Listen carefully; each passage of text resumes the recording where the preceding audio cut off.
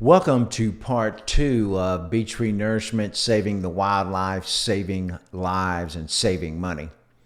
I'm your host, Rex Lee Reed, and I'm the founder of the Institute of Lean Six Sigma, where we specialize in root cause analysis.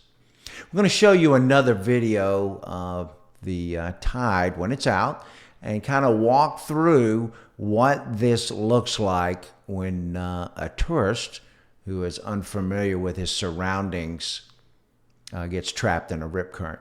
Right there in front of you, you'll see what will be some deep water, what I would call a dead pool, and then the subsequent rip right there where there's a hole, if you will, in the second sandbar. You can see it right there, plain as day, and it's even forming right there with that little bit of water. All of that hump and that sand that you see right there, and there's the rip, and then all that sand down through there could easily be pushed back up on the beach as stated. What you'll see right now as I approach this young lady in the water, she's in the deepest part of that right there with her dogs, is once again another dead pool, if you will. Water gathers there. It'll be 3 to 4 feet deep in that area, and it'll be hard to navigate when there are seas at 1 to 2 feet. Off in the distance where you see the ladies walking, there's another rip current forming. So that's roughly 200 yards in between the rip currents. Now let me explain what happens here in that dead pool, in that deep spot. I'm an accomplished swimmer. I swim out probably 50 times a year out to the end of the pier and back. So I can make my way into water. The lifeguards don't even pay attention to me anymore when I swim. A little too old to be a lifeguard.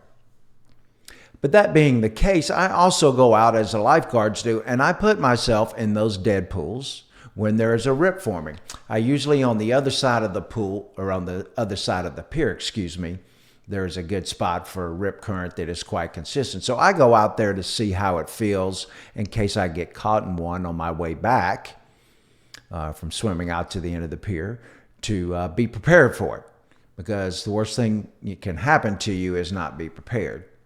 Now, I went out one day and I was playing volleyball. The seas were probably between 1 and 2 feet. I had played volleyball all day, and I swam out past the first key, and then on my way back I got pushed over into that dead pool that I was speaking of, in our case on the east side of the pier, probably 1,000 yards from where we're at. For a moment in time, as the waves tumbled me and I could not get my footing, I actually began to panic because I was exhausted. But fortunate for me, I had already put myself in that situation many times, and I knew to say to myself, calm down. You know what to do. Relax, which is the key in that situation. And obviously everything turned out fine, or I would not be here at this moment in time. But the fact of the matter is, there is no way that you can prepare your random tourist for an event like this, especially those that have spent their lives swimming in lakes and rivers. If there's a river, the current is always going in one direction, and you can generally get good footing unless it's deep, deep mud. In a lake, you don't have anything like this. I grew up myself in Atlanta, Georgia, and never experienced. So once I got here and I heard there were drownings and whatever, that's why I put myself in that situation. But all of this is easily fixed if we just go out here off season in April and May, as stated, and then smooth out that first sandbar right there. All of that sand can easily be dredged back up onto the beach in April or May. And this repeats itself every 300 to 500 yards. Our city has a heat map that tracks all the drownings and rescues of, for the city in season. You can see on the heat map that we could pick easily a 3, a 5. I think we would need to do at least a 5-mile stretch of beach in order to get a good test case. We have 13 miles of beach. I would say do the entire 13 miles, but the DEP could just straight out of hand authorize to do it. Our TDC could fund it.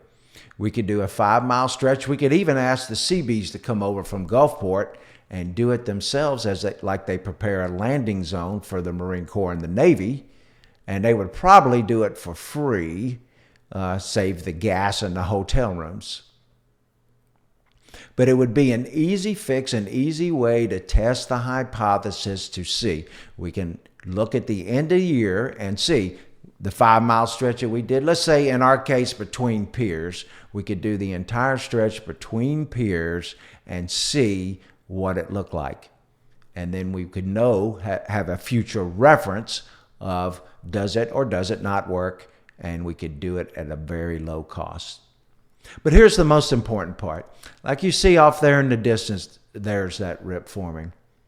The state, the county, the city, the TDC, the businesses, every single person in this chain of events has a fiduciary responsibility to the tourist and keep them safe. You have lawsuits being won over a hot coffee, for Pete's sake. And when you mop floors, for say, in a Walmart, you put up a sign. Now, I know we have flags alerting folks to this, but the fact of the matter is that is not going to protect them, or let's just say it's not going to do as good a job as it could when we can remove the root cause of most, if not all, of the drownings, and that is because of the rip currents. As stated before, it's not because of beach renourishment. Beach renourishment only makes it worse. I'm hoping that someone at the DEP will champion this. Part of the reason they haven't filed a permit to do this is because it's my understanding it'd be at least $1 million to $2 million to do the study to submit to the DEP, which is farcical because it won't even cost $2 million to actually do the job in this case.